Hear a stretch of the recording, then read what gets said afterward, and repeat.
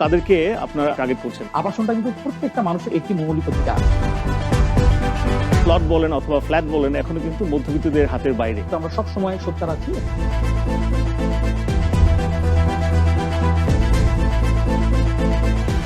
আবাসন ব্যবস্থা নিয়ে বিশ্লেষণমূলক আলোচনা, গৃহকথা, দেখবেন আজ রাত 10টা 30 মিনিটে।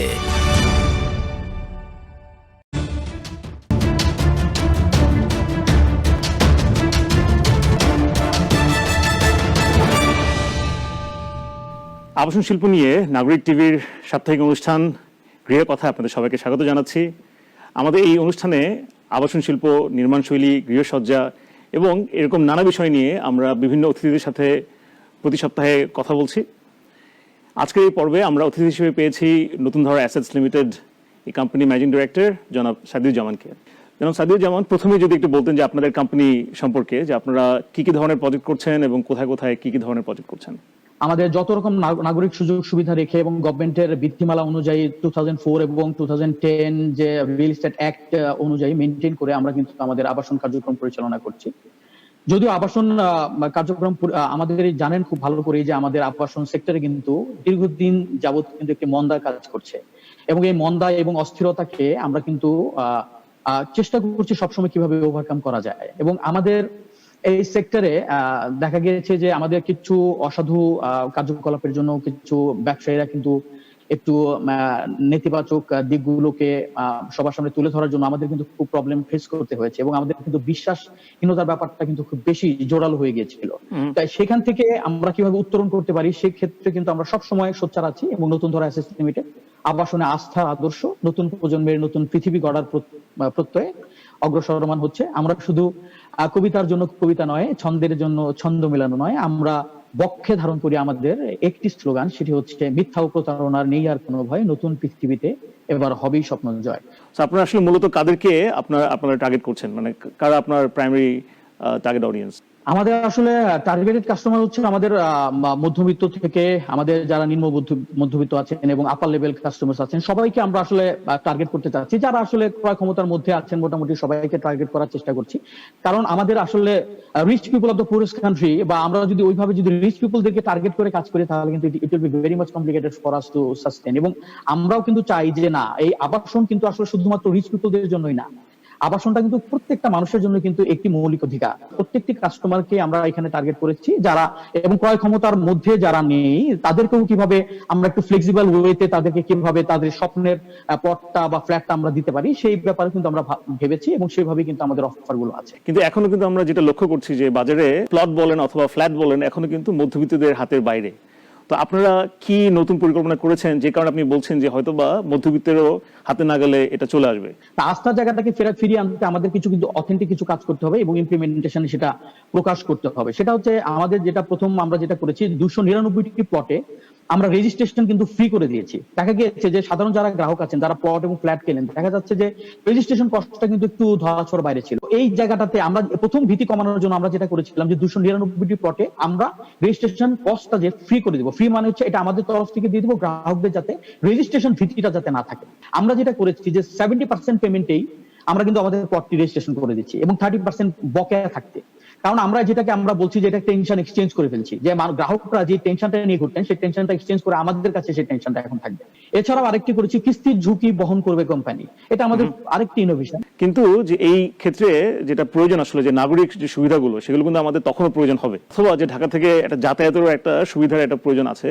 তো সেক্ষেত্রে ভবিষ্যতে আপনি কিরকম দেখছেন? আমাদের ডেভেলপমেন্টের দিক থেকে বলেন সবকিছু সবসময় কিন্তু উপেক্ষিত ছিল, কিন্তু মাননীয় প্রধানমন্ত্রী উনি কিন্তু এই দক্ষিণাঞ্চলটাকে এখন কিন্তু সবচেয়ে বিগ বাজেটেড এরিয়া হিসেবে কিন্তু মানে উনি কিন্তু প্ল্যানিং করেছেন। ইনফ্রাস্ট্রাকচার ফ্যাসিলিটিস বলেন, এখানে underpass, overpass, metro rail, 300 feet Dhaka Mawa highway এবং পদ্মা সেতু কিন্তু সেটার আরেকটি সংযোজন। তো আমাদের মতিঝিল থেকে কিন্তু আমাদের প্রজেক্টে পৌঁছতে কিন্তু নট মোর দেন আপনার 18 থেকে 20 মিনিট সময় লাগে এখনই, কারণ এখন আমাদের কিন্তু অনেকগুলো ফ্লাইওভার কিন্তু অলরেডি কিন্তু ইমপ্লিমেন্টেড। এবং আরেকটি যেটা বলছি যে আমাদের প্রজেক্টে যেহেতু ঢাকা থেকে একটু চাপ কমানোর জন্য অবশ্যই ঢাকাকে আসলে কনক্রিটের থেকে এবারে জঞ্জাল থেকে আমরা যদি একটু বেরিয়ে আসতে পারি এবং ঢাকাকে যদি একটু প্রাণ দিতে পারি তাহলে অবশ্যই কিন্তু আমাদের এটি কিন্তু একটা প্ল্যানিং এর একটি অংশ। তো সেই ক্ষেত্রে কিন্তু আমরা একটু দূরে যদিও বলি, কিন্তু আমরা যেটা বিশ্বাস করি কমিউনিকেশন যদি পারফেক্ট হয়, আমাদের ইনফ্রাস্ট্রাকচার যদি পারফেক্ট হয়, প্রপার হয়, তাহলে কিন্তু আসলে দূরটা কিন্তু তখন আর দূর না। আমাদের কিন্তু এখন দেখা যাচ্ছে ঢাকা শহরের ভিতরে মাত্র 10 কিলোমিটার রোডে কিন্তু আমরা দেখা যাচ্ছে 2 থেকে 2.5 ঘন্টা সময় কিন্তু লেগে যাচ্ছে আমাদের ডিউ টু ট্রাফিক জ্যাম। সেটা কিন্তু আর আমাদের এই প্রকল্প যদি কমিউনিকেশন দিক ইনফ্রাস্ট্রাকচার যেভাবে গভর্নমেন্ট ডেভেলপ করছেন দক্ষিণাঞ্চলে, সেখানে সেই দিক থেকে যদি আমরা চিন্তা করি, সেক্ষেত্রে কিন্তু কখনোই কিন্তু দূরত্ব না। এবং আরেকটি জিনিস আমরা যেটা করেছি যে না, যদিও আমরা এটা অবশ্যই ইনফ্রাস্ট্রাকচারের জন্য এটা আমাদের একটু অনেক বড় একটি সুফল, বা তারপর আমাদের নিজস্ব কিছু কমিউনিকেশনের আমরা ব্যবস্থা করেছি। যেমন আমাদের ট্রান্সপোর্টেশন করেছি আমাদের প্রজেক্টের জন্য, যে আমাদের কিছু ট্রান্সপোর্টেশন থাকবে, আমাদের specific transportation for our project only, এবং ওই বাসগুলো, ওই ট্রান্সপোর্টেশন গুলো আমাদের ওই স্টপেজ থাকবে আমাদের প্রজেক্টের মধ্যে। ওখান থেকে একটি সময়ে একটা শাটল করে একটি সময়ে ওনারা কিন্তু ওই সার্ভিসটা পাবেন। যে আমরা স্লট করে দিব যে 10টা একটি, 12টা একটি, 8টা একটি, এরকম করে আমরা কিন্তু একটা ট্রান্সপোর্টেশন ফ্যাসিলিটিস দিয়ে আমরা চেষ্টা করব যে এই কমিউনিকেশনের এই মানে আমাদের যাতে নিজস্ব ট্রান্সপোর্টেশনের নিয়ে যাতে তাদের কখনো এত বেশি ভাবতে না হয়, যাতে একটা গণপরিবহন যাতে ওখানে একটু চালু করা যায়, এবং সেটা অবশ্যই নতুন ধরা অ্যাসেস লিমিটেডের উদ্যোগে। আমরা এখন একটা বিরতির সময় হয়ে এসছে, আমরা বিরতির ওপারে এসে গ্রাহক সেবা নিয়ে আপনার সাথে আরো একটু আলোচনা করতে চাই। দর্শক, এই পর্যায়ে আমরা একটা ছোট্ট বিরতি নিচ্ছি। আমরা বিরতির ওপারে আবাসন শিল্পে গ্রাহক সেবার বিস্তারিত নিয়ে আলোচনা করব।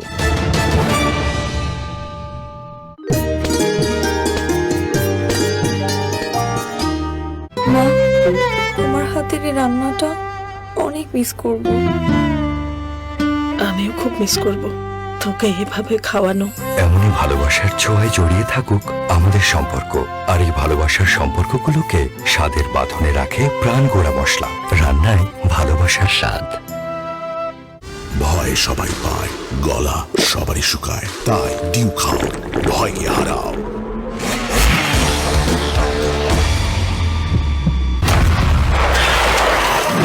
মাউন্টেন ডিউ, ভয়ের পরে জয়।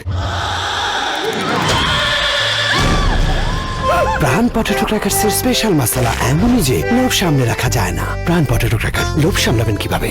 পিরিয়ডের দিনগুলোতে পছন্দের বিষয়গুলো হয়ে ওঠে বিরক্তিকর, তাই তোমার স্বস্তির জন্য এক্সট্রা কেয়ার নিয়ে পাশে আছে ফ্রিডম স্যানিটারি ন্যাপকিন। তোমাকে রিয়েলি বোঝে। নতুন প্যাকে ফ্রিডম স্যানিটারি ন্যাপকিন এখন আরো উন্নত। এর 11.4 ইঞ্চি লম্বা প্যাড দেয় অধিক শোষণ, অধিক সুরক্ষা। আপনার প্রিয় মার্সেল ফ্রিজ এখন আরো বেশি আধুনিক। মার্সেল। এই ফ্রুট ফান বিস্কুট খান, ভালো জিনিস। খাওয়া পাগল বাঙালির জন্য আনারসের দারুণ স্বাদে রিস ক্লাব দিচ্ছে ফ্রুট ফান ক্রিম বিস্কুট। ভালো খান, ভালো থাকুন। 1 ইঞ্চি জমিও যেন অনাবাদি না থাকে। প্রধানমন্ত্রী শেখ হাসিনার নির্দেশনা মতে ফসল ফলাই বসত ভিটায় প্রতি ইঞ্চি খেতে। করোনাকে এখন রে ভয় যতই করি সবে, একই সাথে ভবিষ্যতের চিন্তা করতে হবে।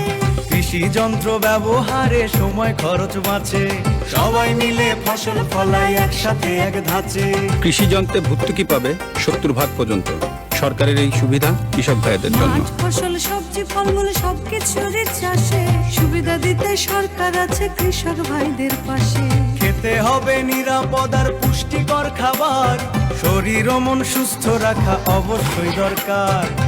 অবহেলায় বাদ যাবে না, অবহেলায় বাদ যাবে না 1 ইঞ্চিও জমি। করোনাকে জয় করবেই মোদের জন্মভূমি। মুজিব বর্ষের অঙ্গীকার, কৃষি হবে দুর্বার। প্রচারে কৃষি মন্ত্রণালয়।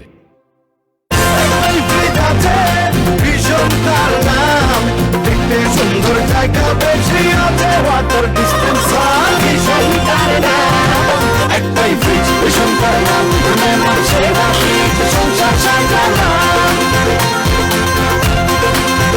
Vision crafting happiness.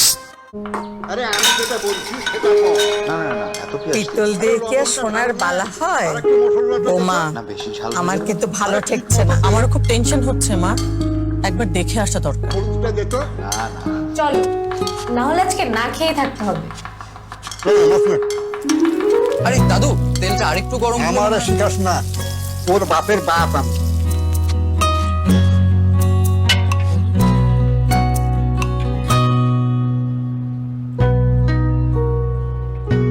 কিভাবে? শুধু রাঁধলে হয় না, যত্ন লাগে, যত্ন। নতুন করে যত্ন নিতে শিখছে বাংলাদেশ। চলছে ভালোবাসার নতুন আয়োজন। ডেডিকেটেড রিফাইনিং লাইনের সম্পূর্ণ প্রাকৃতিক গুণ অক্ষুণ্ণ রেখে পরম যত্নে তৈরি হয় বসুন্ধরা ফর্টিফাইড সয়াবিন তেল। একদিনের জন্য পুরুষ রান্না দিবস না করে পুরো সপ্তাহটাই পুরুষ রান্না দিবস হোক না, হ্যাঁ? বসুন্ধরা ফর্টিফাইড সয়াবিন তেল, যত্নে গড়ে রত্ন ফোঁটা। ক্রিম নিয়ে কোনো কনফিউশন হ্যাট্রিক বিস্কুটে হবে না। হ্যাট্রিক বিস্কুটে আপনি পাচ্ছেন অরেঞ্জ এবং মিল্ক ফ্লেভারের দুটো creamy hattrick biscuit, no confusion. Emami 7 oils in 1 non sticky hair অয়েলে আছে আর্গান, ওয়ালনাট, অ্যামন্ডের মতো 7টি তেলের শক্তি।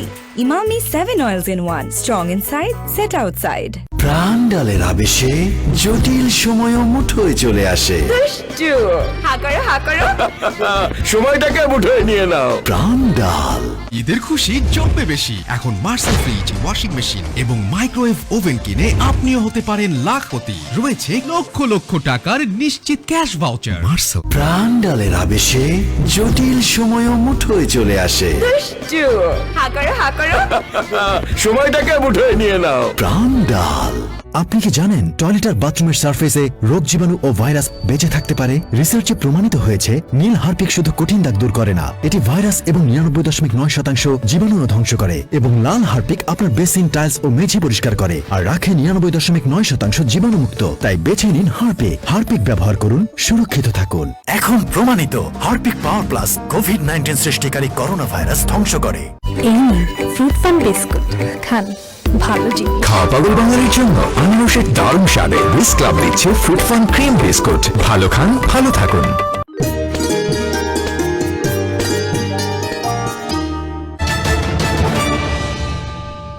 দর্শক, বিরতির পরে ফিরে এলাম গৃহ কথায়। আমাদের সাথে অতিথি আছেন জনাব সাদিউজ্জামান, ম্যানেজিং ডিরেক্টর নতুন ধারা অ্যাসেটস লিমিটেড। জনাব সাদিউজ্জামান, আমরা বেশ লম্বা সময় আলাপ করছিলাম আপনার প্রজেক্ট নিয়ে। এখন কিছু আমাদের যে উদ্ভূত পরিস্থিতি, করোনা পরিস্থিতি, সেটির কারণে এই ব্যবসায়, এই শিল্পে কি প্রভাব পড়েছে? আমাদের এই আবাসন খুব স্ট্রং সেক্টর, যেটা সিমেন্ট, সিরামিক এবং স্টিল ইন্ডাস্ট্রিজ গুলো যে আছে, তারাও কিন্তু ওতপ্রোতভাবে আমাদের এই আবাসন খাতের সাথে জড়িয়ে আছে। তো এই আবাসন খাতের যদি মন্দায় পড়ে যায়, তাহলে কিন্তু পুরো অর্থনীতিটাই কিন্তু একটি মন্দায় পড়ে যাবে, অর্থনীতিটাই কিন্তু কোলাপস করবে। তো আমরা আরেকটা জিনিস অ্যাড করতে চাই, সেটা হচ্ছে যে Bangladesh bureau of statistics 2019 December অনুযায়ী কিন্তু আমি একটা স্ট্যাটিস্টিক দিতে চাই। সেটা হচ্ছে আমাদের আবাসন খাত থেকে কিন্তু গভর্নমেন্টের জিডিপি তে কন্ট্রিবিউশন ছিল 7.8%, which is little bit higher than banking sector. তো এই যে করোনার প্যান্ডেমিকে আমরা যেটা বলতে চাই যে আমরা আসলে এমন একটি প্যান্ডেমিক সিচুয়েশন পার করছি যে কোভিড-19 অ্যাটাক আমাদের এমন ভাবে আমাদেরকে অ্যাটাক করেছে যে আমরা আমাদের বিজনেস সেক্টরটা, প্রত্যেকটি সেক্টরই কিন্তু আমাদের এখন ধস নেমেছে। এখন আমরা যদি আসলে সাস্টেইন করে যেতে পারি, আমরা তাহলেই কিন্তু আমরা ঘুরে দাঁড়াবো। এখন কিন্তু সাকসেসের মানে কিন্তু একটু চেঞ্জ হয়ে গিয়েছে।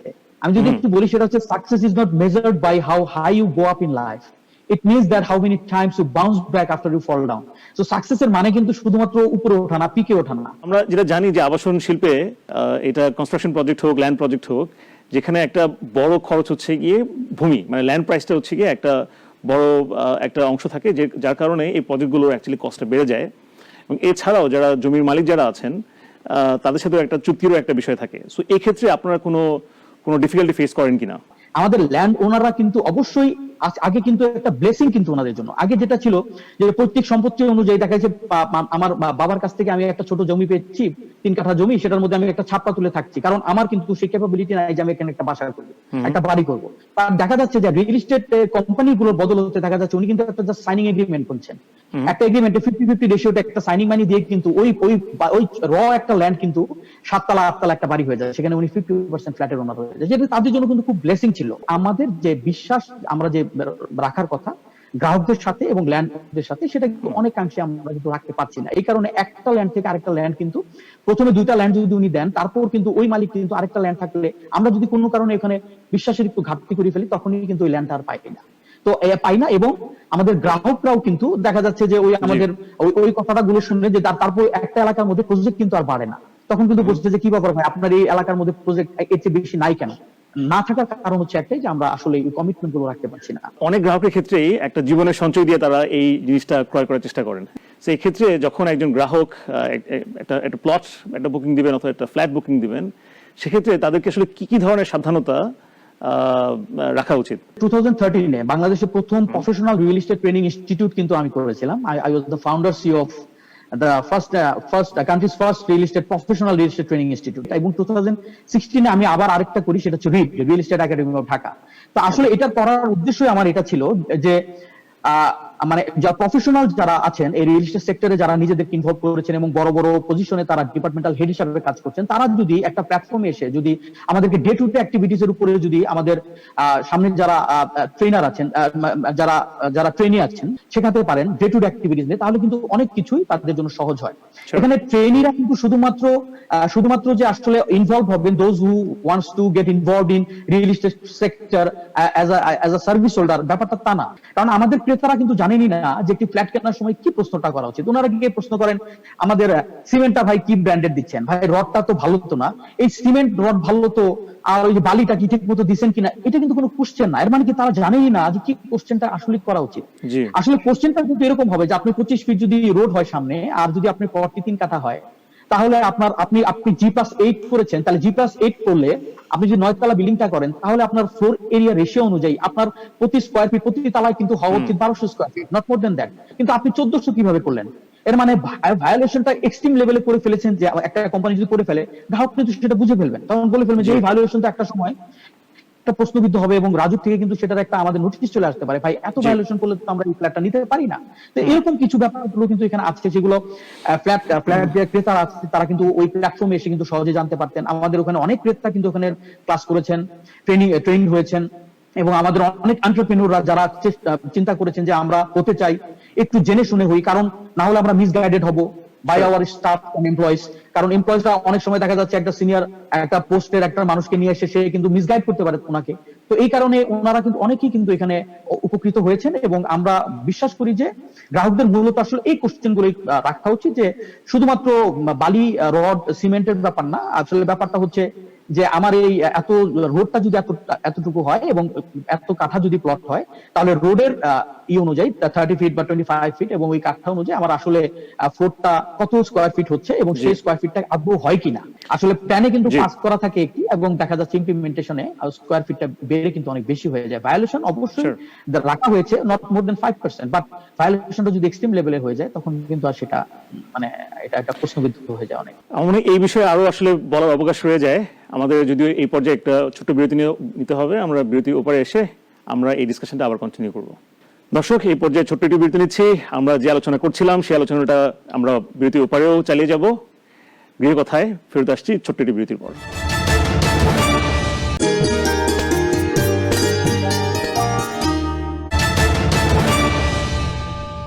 দর্শক, বিরতির পরে ফিরে এলাম গৃহ কথায়। আমাদের সাথে অতিথি আছেন জনাব সাদিউজ্জামান, ম্যানেজিং ডিরেক্টর নতুন ধারা অ্যাসেটস লিমিটেড। জনাব সাদিউজ্জামান, আমরা বেশ লম্বা সময় আলাপ করছিলাম আপনার প্রজেক্ট নিয়ে। এখন কিছু আমাদের যে উদ্ভূত পরিস্থিতি, করোনা পরিস্থিতি, সেটির কারণে এই ব্যবসায়, এই শিল্পে কি প্রভাব পড়েছে? আমাদের এই আবাসন খুব স্ট্রং সেক্টর, যেটা সিমেন্ট, সিরামিক এবং স্টিল ইন্ডাস্ট্রিজ গুলো যে আছে, তারাও কিন্তু ওতপ্রোতভাবে আমাদের এই আবাসন খাতের সাথে জড়িয়ে আছে। তো এই আবাসন খাতের যদি মন্দায় পড়ে যায়, তাহলে কিন্তু পুরো অর্থনীতিটাই কিন্তু একটি মন্দায় পড়ে যাবে, অর্থনীতিটাই কিন্তু কলাপস করবে। তো আমরা আরেকটা জিনিস অ্যাড করতে চাই, সেটা হচ্ছে যে বাংলাদেশ ব্যুরো অফ স্ট্যাটিস্টিক্স 2019 এর ডিসেম্বর অনুযায়ী কিন্তু আমি একটা স্ট্যাটিস্টিক্স দিতে চাই। সেটা হচ্ছে আমাদের আবাসন খাত থেকে কিন্তু গভর্নমেন্টের জিডিপি তে কন্ট্রিবিউশন ছিল 7.8%, which is little bit higher than banking sector. তো এই যে করোনার প্যান্ডেমিকে আমরা যেটা বলতে চাই যে আমরা আসলে এমন একটি প্যান্ডেমিক সিচুয়েশন পার করছি, যে কোভিড-19 অ্যাটাক আমাদের এমন ভাবে আমাদেরকে অ্যাটাক করেছে যে আমরা আমাদের বিজনেস সেক্টরটা, প্রত্যেকটি সেক্টরই কিন্তু আমাদের এখন ধস নেমেছে। এখন আমরা যদি আসলে সাস্টেইন করে যেতে পারি, আমরা তাহলেই কিন্তু আমরা ঘুরে দাঁড়াবো। এখন কিন্তু সাকসেসের মানে কিন্তু একটু চেঞ্জ হয়ে গিয়েছে। আমি যদি একটু বলি, সেটা হচ্ছে success is not measured by how high you go up in life, it means that how many times you bounce back after you fall down. So সাকসেসের মানে কিন্তু শুধুমাত্র উপরে ওঠা না, পিকে ওঠা না। আমরা যেটা জানি যে আবাসন শিল্পে, এটা কনস্ট্রাকশন প্রজেক্ট হোক, ল্যান্ড প্রজেক্ট হোক, যেখানে একটা বড় খরচ হচ্ছে গিয়ে ভূমি, মানে ল্যান্ড প্রাইসটা হচ্ছে গিয়ে একটা বড় একটা অংশ থাকে, যার কারণে এই প্রজেক্টগুলোর অ্যাকচুয়ালি কস্টটা বেড়ে যায়। এবং এছাড়াও যারা জমির মালিক যারা আছেন, তাদের সাথে একটা চুক্তিরও একটা বিষয় থাকে। সো এই ক্ষেত্রে আপনারা কোনো ডিফিকাল্টি ফেস করেন কিনা?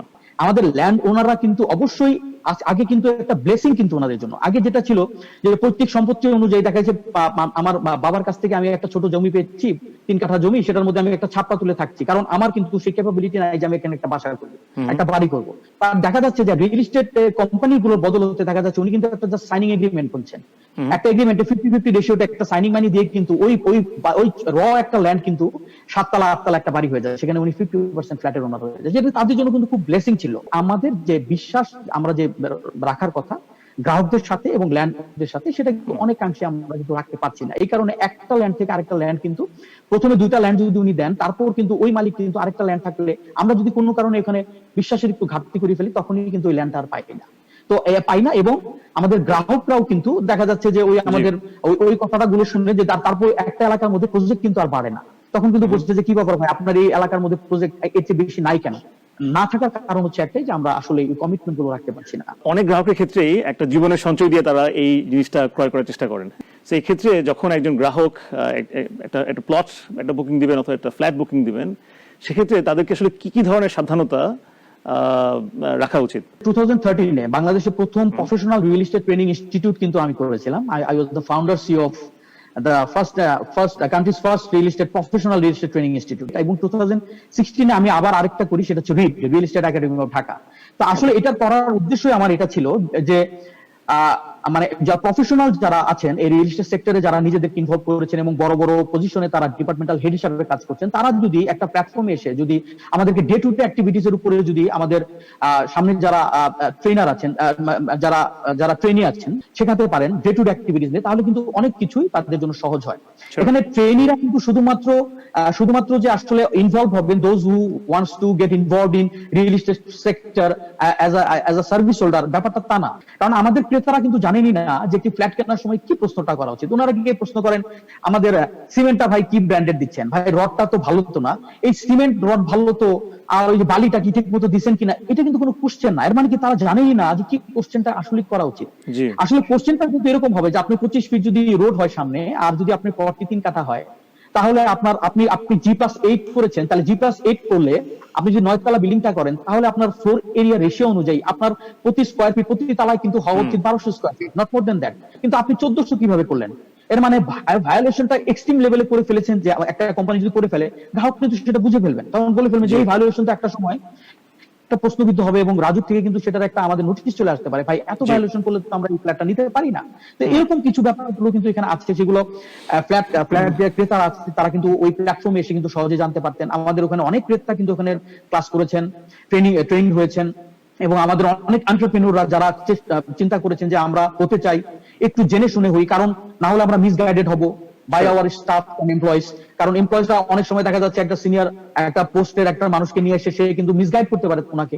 তো এই কারণে ওনারা কিন্তু অনেকেই কিন্তু এখানে উপকৃত হয়েছেন, এবং আমরা বিশ্বাস করি যে গ্রাহকদের মূলত আসলে এই কোশ্চেন গুলো রাখা উচিত, যে শুধুমাত্র বালি রড সিমেন্টের ব্যাপার না, আসলে ব্যাপারটা হচ্ছে যে আমার এই এত রোডটা যদি এতটুকু হয় এবং এত কাঠা যদি প্লট হয়, তাহলে রোডের অনুযায়ী 30 ফিট বা 25 ফিট এবং ওই কাঠা অনুযায়ী আমার আসলে ফ্লোরটা কত স্কয়ার ফিট হচ্ছে এবং সেই স্কয়ার ফিটটা আদৌ হয় কিনা। আসলে প্ল্যানে কিন্তু পাস করা থাকে একটি, এবং দেখা যাচ্ছে ইমপ্লিমেন্টেশনে স্কয়ার ফিটটা বেড়ে কিন্তু অনেক বেশি হয়ে যায়। ভায়োলেশন অবশ্যই রাখা হয়েছে নট মোর দেন 5%, বাট ভায়োলেশনটা যদি এক্সট্রিম লেভেলে হয়ে যায়, তখন কিন্তু আর সেটা মানে এটা একটা প্রশ্নবিদ্ধ হয়ে যায় অনেক। আমার এই বিষয়ে আরো আসলে বলার অবকাশ রয়ে যায়। আমাদের যদিও এই পর্যায়ে একটা ছোট্ট বিরতি নিতে হবে, আমরা বিরতির উপরে এসে আমরা এই ডিসকাশনটা আবার কন্টিনিউ করব। দর্শক, এই পর্যায়ে ছোট্ট একটি বিরতি নিচ্ছি। আমরা যে আলোচনা করছিলাম সেই আলোচনাটা আমরা বিরতির উপরেও চালিয়ে যাব। গৃহ কথায় ফেরত আসছি ছোট্ট একটি বিরতির পর।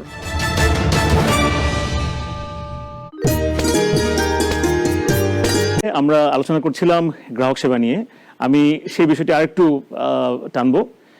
তো যেটা আমরা দেখেছি যে বিভিন্ন ইন্ডাস্ট্রিতে গ্লোবালি দেখা যায় যে যখন যে বড় বড় কোম্পানি যারা আছে তারা যেটা করে সেটা হচ্ছে ওই ইন্ডাস্ট্রিতে যেটাকে বলে কনজিউমার এডুকেশন, হ্যাঁ, যে আপনি কাস্টমারদেরকে আরো যেন ভালোভাবে আপনি আপনাদের প্রোডাক্টগুলো দিতে পারেন, আপনাদের সেবাগুলো দিতে পারেন।